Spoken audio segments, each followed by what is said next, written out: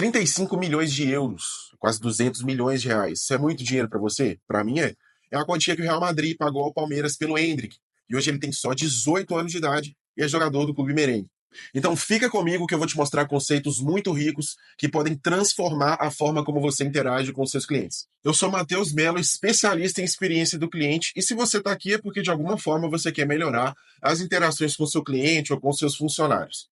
Já se inscreve nesse canal, curte esse vídeo, porque eu tenho certeza que você vai se identificar com esse conteúdo. Bora pro vídeo!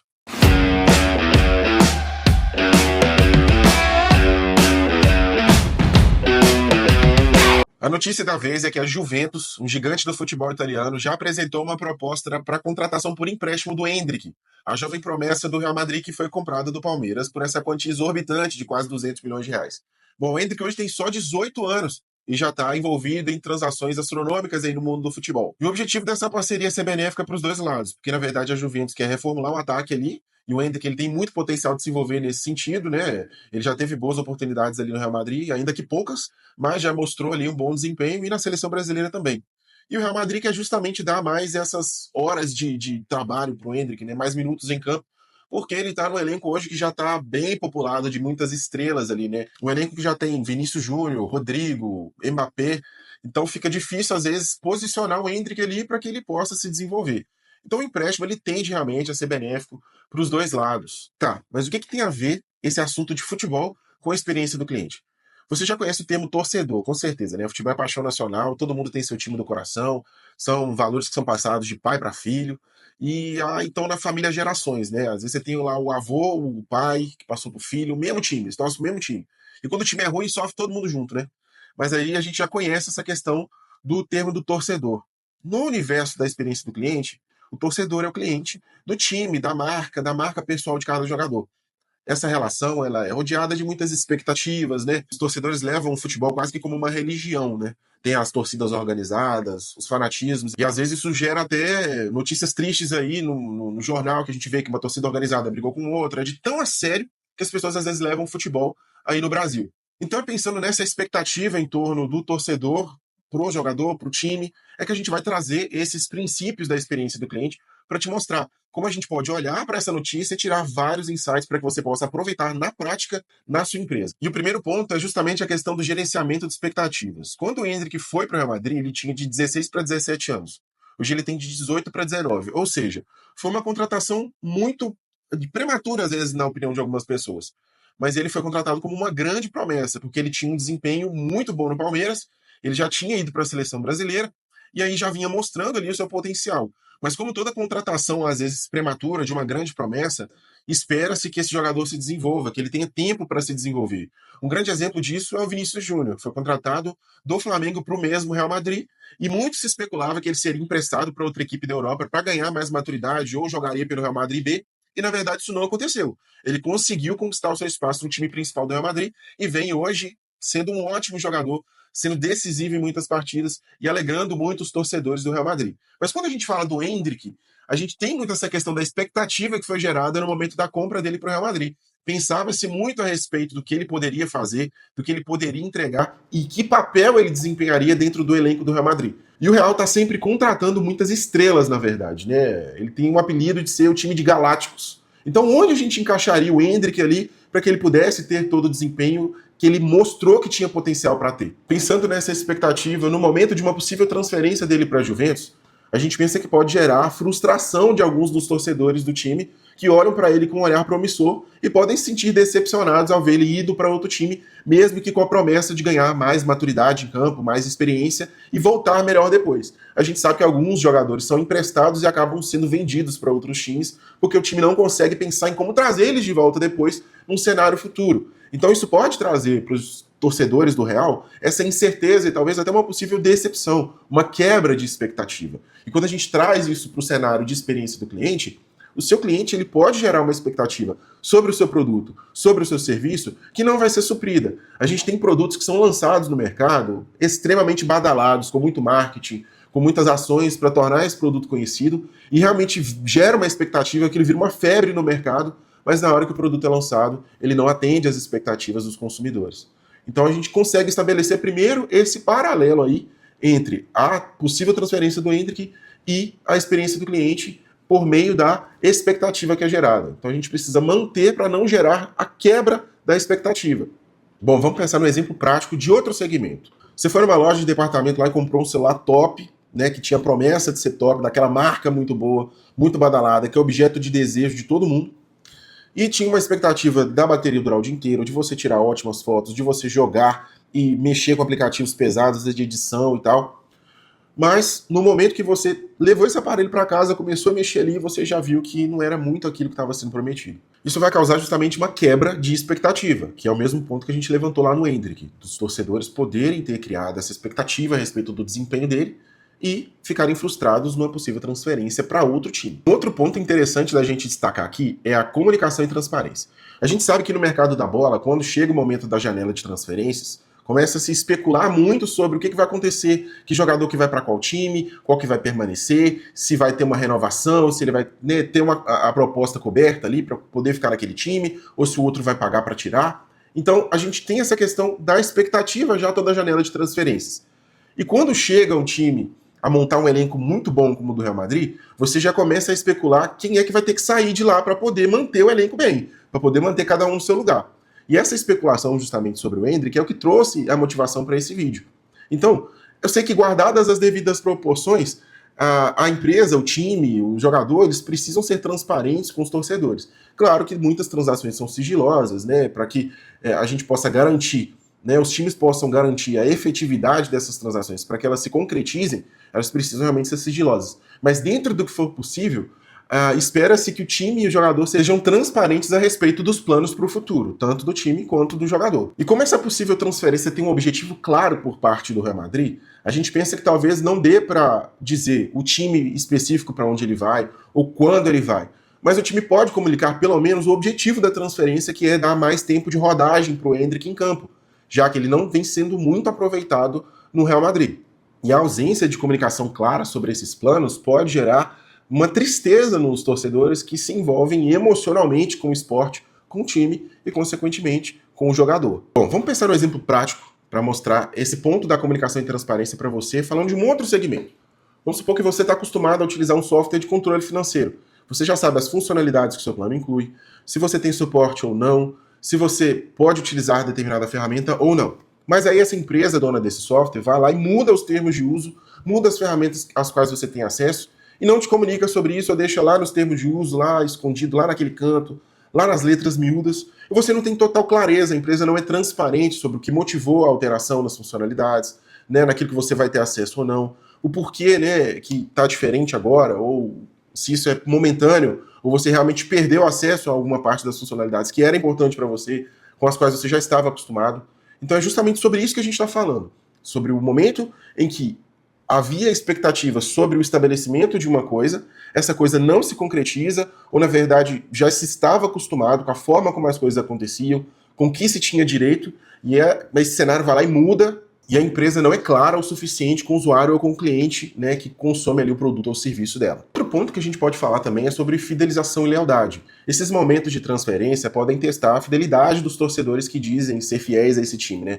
Os torcedores que se identificam com o Hendrick podem migrar a sua lealdade para a Juventus, por exemplo, né? Já que são os dois times que a gente está falando aqui nesse vídeo.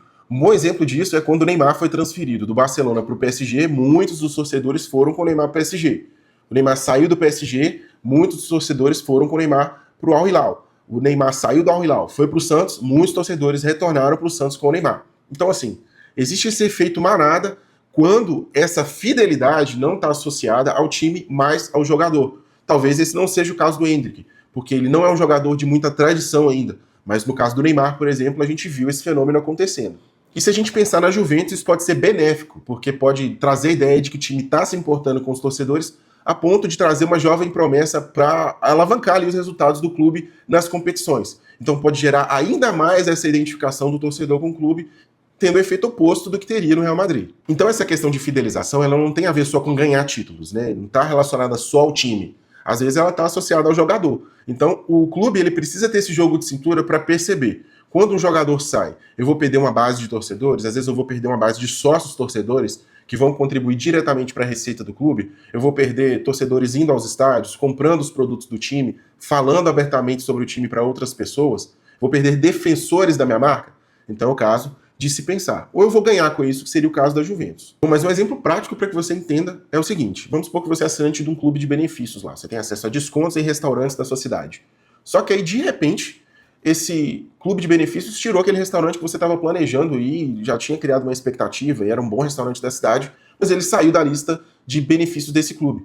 E aí você fica frustrado, não houve uma comunicação clara sobre aquilo, não houve um pensamento da empresa por parte dos clientes. Talvez se ela tivesse feito um estudo do uso do benefício, ela veria que muitos clientes têm uma preferência por aquele restaurante específico, mas por alguma razão ou outra ela acabou retirando e não te ofereceu uma proposta de compensação, às vezes de abatimento no valor do seu serviço, ou te oferecer uma outra opção de restaurante de mesmo nível de qualidade, para que você não ficasse com a experiência ruim. Então a gente pode comparar dessa forma com a possível transferência do Endrick para a Juventus. Bom, mas nem tudo são riscos, na verdade, né? A gente pode ver isso como oportunidades usadas aí pelas empresas, até como estratégias usadas pelas empresas aí, pelos clubes que simbolizam as empresas, e pelos colaboradores, né, que são os jogadores. Bom, o Real Madrid pode ter mostrado para toda a sua base de torcedores que esse processo é um processo bem pensado de gestão de talentos. Ou seja, ele contratou o Endrick sendo muito jovem ainda, sendo uma promessa, e se comprometeu a gerar no Endrick o craque que ele precisa, que o Real Madrid precisa, para trazer os resultados que o clube está acostumado a ter. O Real Madrid é um time multicampeão de competições muito conceituadas,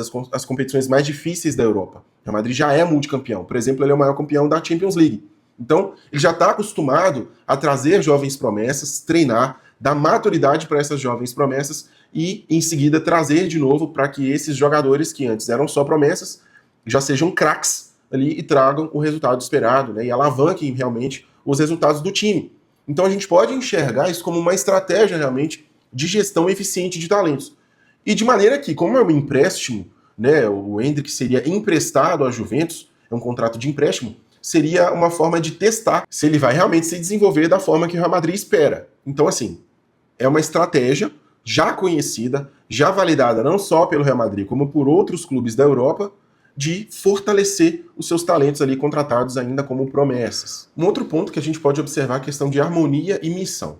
Quando a Juventus tenta trazer o Endrick para o seu elenco, ela reforça a ideia de harmonia com a sua missão de retornar aos dias de glória nas competições europeias. A Juventus é um time muito tradicional na Itália e já foi muito tradicional também a nível europeu, né, de ganhar competições a nível continental, mas o seu desempenho vem estado abaixo disso, né, abaixo do seu platô já alcançado em tempos passados. Então, isso mostra uma harmonia com a sua missão de reconstruir o setor ofensivo para retornar aqueles dias anteriores ali de glória da Juventus.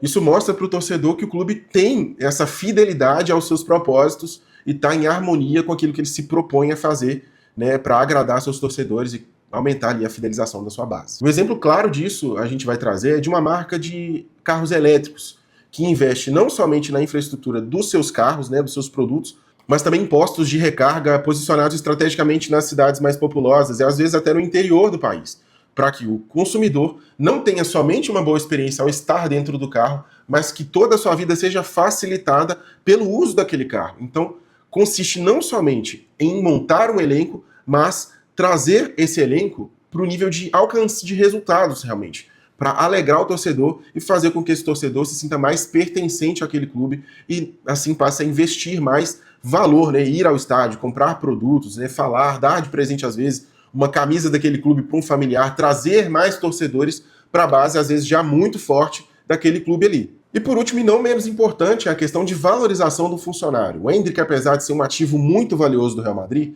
a gente falou do valor da transferência dele do Palmeiras para lá em 2022, ele pode ser visto como funcionário do clube. E essa atitude de emprestar para que ele se desenvolva pode ser vista com bons olhos até por ele mesmo. Apesar de ter se gerado uma expectativa muito grande, né, que jogador não quer jogar no Real Madrid, no coração dele de ter ido para lá, ele pode ver que o Real Madrid ainda tem interesse de aproveitá-lo no futuro. Por isso vai emprestar ele à Juventus ou algum outro clube de alto nível da Europa para que ele possa ganhar realmente mais experiência e retornar ao Real Madrid para que ele possa atingir o seu pleno potencial. E quando a gente pensa nisso fora do ramo do futebol, eu vou pensar nisso dentro da sua empresa, por exemplo.